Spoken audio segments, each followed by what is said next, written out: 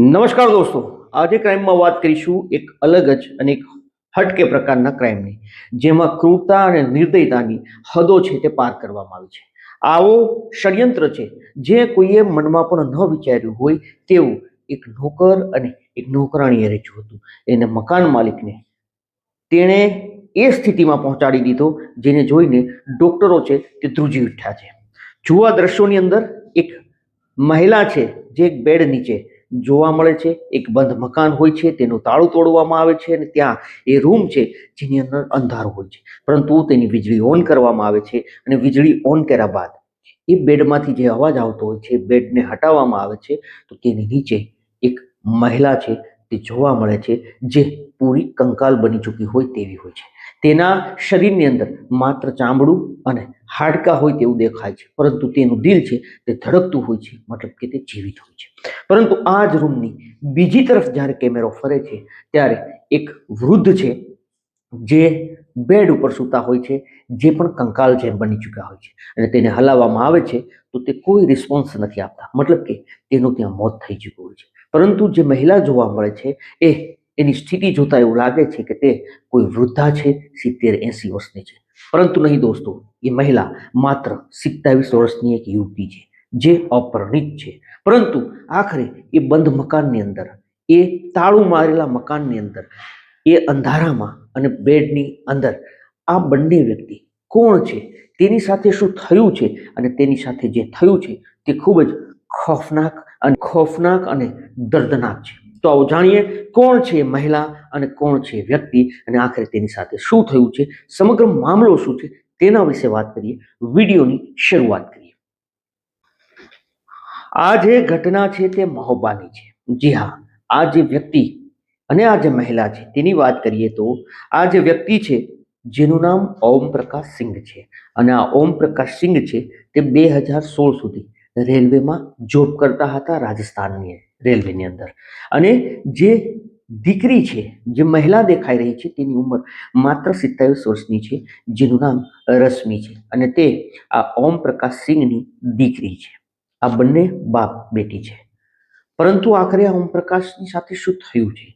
જે રેલવેમાં જોબ કરતા હતા, એક ઓફિસર હતા, તેની સાથે આખરે એવી શું ઘટના બની છે કે તે બેડ ઉપર મૃત હાલતમાં છે અને તેની દીકરી આ હાલતમાં છે. આ કિસ્સો જ્યારે પોલીસે જાણવાનો પ્રયાસ કર્યો તો સામે આવ્યું કે ઓમ પ્રકાશ સિંઘ 2016ની અંદર રિટાયર્ડ થાય છે, જેને ખૂબ પૈસા પણ મળે છે રિટાયર્ડ થવાના કારણે, અને તેની સેલરી પણ ખાસી એવી હતી જેના કારણે તેનું બેંક બેલેન્સ પણ સારું હતું. પરંતુ તે મૂળ યુપીના છે, રાજસ્થાનની અંદર નોકરી કરતા હતા. 2016માં તે રિટાયર્ડ થયા એ પહેલા તેની પત્નીનું અવસાન થઈ ચૂક્યું હતું. તેને માત્ર એક દીકરી છે જેનું નામ રશ્મિ છે અને તે પણ હેન્ડીકેપ છે, મતલબ કે તેના પણ લગ્ન થઈ ન શકે તેવી પરિસ્થિતિ હતી. તે હેન્ડીકેપ હોવાના કારણે તે બીમાર હતી, જેના કારણે આ જે પિતા છે ઓમ પ્રકાશ સિંઘ અધિકારી છે તે રિટાયર્ડ પછી તેને જે પૈસા મળ્યા હતા, તેની પાસે બેંક બેલેન્સ હતું, તેના કારણે મહોબાની અંદર તેને પોતાનું નવું આશિયાનું બનેલું મકાન બન્યું અને આ બાપ દીકરી છે ત્યાં રહેતા હતા. તેના કુટુંબ સાથે સંપર્ક, તેના ભાઈઓ છે જે ઉત્તર પ્રદેશની અંદર, તેની સાથે ફોનથી સંપર્ક થતા હતા. કુટુંબ કબીલા પણ આવતા હતા, ઘરે અવરજવર રહેતી હતી પણ ખૂબ ઓછી. આ જે ઓમ પ્રકાશ સિંઘ છે તેના પત્નીના અવસાન બાદ તેને લાગ્યું કે ઘરની અંદર નોકરાણી રાખીએ જેથી કરીને ઘરનું કામ થાય, તેની દીકરીની સાચવણ થાય. જેના કારણે તેણે એક કપલને નોકર તરીકે રાખ્યું. આ જે કપલ હતું તે પતિ પત્ની હતા, જેમાં પુરુષનું નામ છે રામપ્રકાશ કુશવાહ અને તેની પત્નીનું નામ છે રામી દેવી. આ બંને પતિ પત્ની છે તેને 2016માં તેણે નોકર તરીકે રાખ્યા. 2020 સુધી આ પતિ પત્ની છે તેનો ખૂબ સારો સ્વભાવ હતો અને તે કામ પણ ખૂબ સારું કરતા હતા. પરંતુ મામલો છે તે 2020 કોરોના સમય પછી બગડે છે, કારણ કે ઓમ પ્રકાશ સિંઘ છે તેના ઘરે અવરજવર ઓછી થઈ જાય છે. તેના જે કુટુંબ સાથેના સંપર્ક હતા તે પણ ઓછા થઈ ચૂક્યા હતા. જોકે તેના ભાઈઓ સાથે વાત થતી હતી, પરંતુ તેના પાડોશી સાથે પણ એટલા ગાઢ રિલેશન નહોતા. 2020માં આ જે નોકર અને તેની પત્ની છે એ બંને પ્લાન બનાવે છે કે ઘરની અંદર આ દીકરી છે તે હેન્ડીકેપ છે, તેના લગ્ન થવાના નથી. આ જે વ્યક્તિ છે ઓમ પ્રકાશ સિંઘ, તેની 65 વર્ષની ઉંમર થઈ ચૂકી છે અને તેના મર્યા પછી તેનું કોઈ નથી, જેના કારણે તેનું ઘર, તેની પ્રોપર્ટી હતી અન્ય જગ્યાઓ પર અને તેનું બેંક બેલેન્સ, આ ધ્યાને રાખીને આ બંને પતિ પત્ની છે તે પ્લાન બનાવે છે. અને આ પિતા પુત્રી છે તેને તેના જ ઘરની અંદર એક ઓરડાની અંદર પૂરી દેવામાં આવે છે. એટલું જ નહીં, એ ઓરડાની લાઇટ છે જે બંધ કરી દેવામાં આવે છે અને તેને એક રૂમની અંદર છેલ્લા 5 વર્ષથી ટોર્ચરિંગ કરવામાં આવતું, તેને માર મારવામાં આવતું. એટલું જ નહીં, તેના ઉપર આરોપ એ પણ છે કે આ જે પિતા અને દીકરી છે તેને માત્ર જમવાનું એટલું જ આપવામાં આવતું જેટલું તે જીવી શકે. તેના કારણે તે કંકાલ થઈ ચૂક્યા છે. 5 વર્ષથી તેણે અજવાળું નથી જોયું. તે અંધારાની અંદર જિંદગી જીવતા હતા. પિતા છે તેને એક બેડની અંદર અને દીકરી છે તેને પણ એક બેડની અંદર રાખી દેવામાં આવ્યા હતા, બંનેને દૂર દૂર. અને આ રીતે આ લોકો 5 વર્ષથી તેની ઉપર અત્યાચાર કરતા હતા. તેની જિંદગી છે તે નર્ક બનાવી દીધી હતી. કારણ કે જેલની અંદર કોઈ માણસને પૂરવામાં આવે તો પણ તે સૂર્યનો પ્રકાશ જોઈ શકે છે, તે વ્યવસ્થિત ખોરાક લઈ શકે છે. 5 વર્ષથી આ ઘરની અંદર ન તો કોઈ ડૉક્ટર આવ્યો છે, કારણ કે તે બીમાર પડતા તો પણ ડૉક્ટરને બોલાવવામાં નહોતો આવતો. હવે આપને લાગતું હશે કે કેમ કોઈને જાણ ન થાય, કારણ કે આ જે નોકર પતિ પત્ની છે તે અનેક દિવસ સુધી આ લોકોને ભીખા રાખીને અનેક જગ્યાઓ પર તે જતા રહેતા હતા તાળું મારીને. જો આનો ફોન કોઈ એના પરિવારમાંથી, તેના ભાઈઓમાંથી કે કુટુંબમાંથી ફોન આવે તો તેને એવો જવાબ આપતા હતા કે એ લોકો બહાર ગયા છે અને કોઈ સાથે વાત કરવા નથી માંગતા, તેવું કહેવામાં આવ્યું છે. ઘણા બધા કુટુંબી એવા છે જે ઘરે આવતા હતા તેને પણ કાઢી મૂકવામાં આવતા હતા કે તે લોકો નથી, એ આવે પછી આવજો, નહીતર પોલીસ ફરિયાદ તમારા ઉપર કરીશું, આવી ધમકી આપવામાં આવતી હતી. અને 5 વર્ષ સુધી આ જે બાપ દીકરી છે તે આ યાતનાઓ ભોગવી રહ્યા હતા. પરંતુ આ વિડીયો છે તે 29 ડિસેમ્બર મતલબ કે હાલમાં જ સામે આવ્યો છે.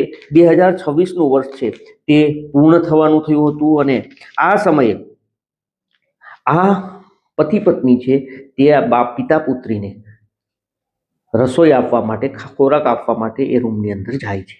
એ દીકરી જીવિત છે પરંતુ તેનો પિતા છે તે કોઈ અવાજ નથી, કોઈ રિસ્પોન્સ નથી આપતો. તેને હલાવવામાં આવે છે પરંતુ તે કોઈ રિસ્પોન્સ ન કરતો હોવાના કારણે આ બંને નોકરો છે તે ડરી જાય છે પતિ પત્ની. અને ત્યારબાદ તે ઘરને તાળું લગાવે છે. તાળું લગાવ્યા બાદ તે પાડોશીને કહે છે કે ઓમપ્રકાશ સિંહના પરિવારમાં કોઈ હોય તો તેને ફોન કરી દેજો, કારણ કે તે હવે નથી રહ્યા. બીજું એ કે આડોશી પાડોશી પણ આ 5 વર્ષથી તેને અવરજવર કરતા નહોતા જોયા. અવરજવર એ ઘરની અંદર થતી હતી તો માત્ર આ નોકરોની જ થતી હતી અને પાડોશીને પણ આ નોકરો છે તે ઘરમાં ઘૂસવા નહોતા દેતા અને કહેતા હતા કે તે બહાર છે. પરંતુ આખરે પાડોશીને જાણ કરવામાં આવે છે. ઓમપ્રકાશ સિંહનો ભાઈ અને તેનો પરિવાર છે તે તત્કાળ અહીંયા પર પહોંચે છે, પરંતુ આ દરવાજા ઉપર તાળું હોય છે અને તેને કોઈ જવાબ નથી મળતો. આખરે તાળાને તોડવામાં આવે છે. તાળાને જ્યારે તોડવામાં આવે છે ત્યારના દ્રશ્યો છે જે એ ઘરની અંદર પ્રવેશ કરવામાં આવે છે અને ઘરની અંદર પ્રવેશ કરે છે ત્યારે અંધારું હોય છે, લાઇટ ઓફ હોય છે. આ લોકો તેને મળતા નથી. એ લાઇટ ઓન કરવામાં આવે છે અને આ લોકોની શોધખોળ કરવામાં આવે છે, પરંતુ ઘરમાંથી કોઈ ન મળે.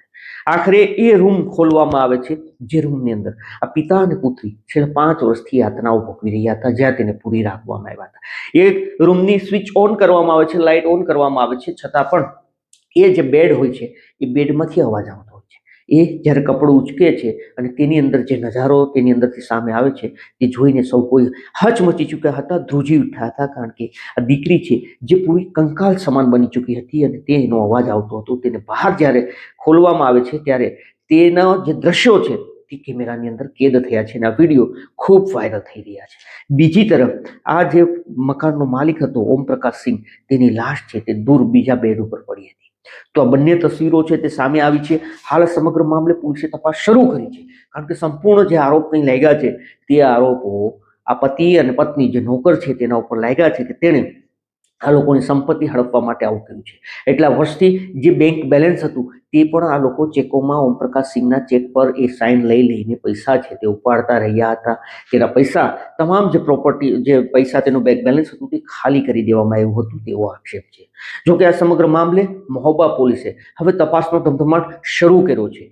એ નોકર અને નોકરાણી, એ પતિ પત્નીની શોધખોળ છે તે શરૂ કરી છે. આખરે આ સમગ્ર મામલા ઉપરથી પડદો ઉચકાયો છે અને જે વિડીયો આવ્યો છે જે જોઈને સૌ કોઈ જે આ વિડીયો જોયો છે તે હચમચી ચૂક્યા છે. તેના રૂવાડા છે તે ઊભા થઈ જાય છે કે આવું પણ પૈસા માટે, પ્રોપર્ટી માટે કોઈ ષડયંત્ર રચી શકે ખરું. કારણ કે અનેક જગ્યાઓ પર પ્રોપર્ટી અને પૈસા માટે હત્યાઓ થતી હોય છે, પણ 5 વર્ષ સુધી કોઈને આ રીતે પૂરી રાખવા, કોઈની ઉપર આ યાતનાઓ આપવી, તેને માત્ર એટલું જ જમવાનું આપવું જેટલું તે જીવતું રહે, આવું કંઈક ષડયંત્ર આ નોકરાણી અને આ નોકરે રચ્યું હતું.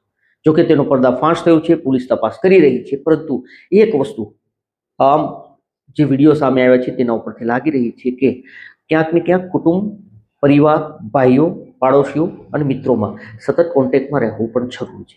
સતત ન રહી શકો તો અમુક સમયે રહેવું જરૂરી છે. જ્યારે સામેથી જવાબ ન આવે તો સામેવાળા વ્યક્તિને પણ તકેદારી રાખવી જોઈએ કે કંઈક તો દાળમાં કાળું છે. કારણ કે 5 વર્ષ સુધી આ લોકોને પૂરી રાખવામાં આવે છે, છતાંય 5 વર્ષ સુધી કોઈને ભનક નથી લાગી. આ મુદ્દે આપનું શું કહેવું છે, આપનું શું માનવું છે, આપ જરૂરથી અમને કમેન્ટ કરીને જણાવો. અમારો હેતુ કોઈને નુકસાન પહોંચાડવાનો કે બદનામ કરવાનો નહીં. આપને સચેત અને જાગૃત કરવાનો છે. આપ પણ સાવધાન રહો, સતર્ક રહો, સલામત રહો. ધન્યવાદ.